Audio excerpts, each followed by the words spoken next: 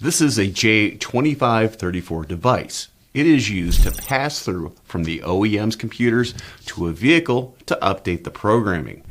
You have little control over what's going into the vehicle. You have to have their subscription and use some of their own tools to achieve the reprogramming sequence.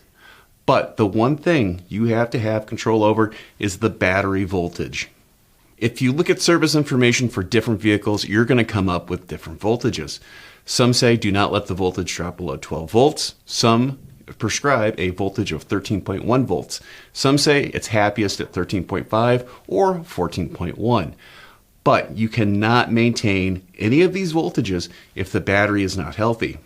Before you start any reflashing procedure, make sure you check the condition of the battery. If it's not able to hold a state of charge around 12.2 or 12.4 volts after it's been fully charged, well, you might want to consider installing a brand new battery to make sure the reflashing sequence goes smoothly. This is even true if you're using a battery maintainer.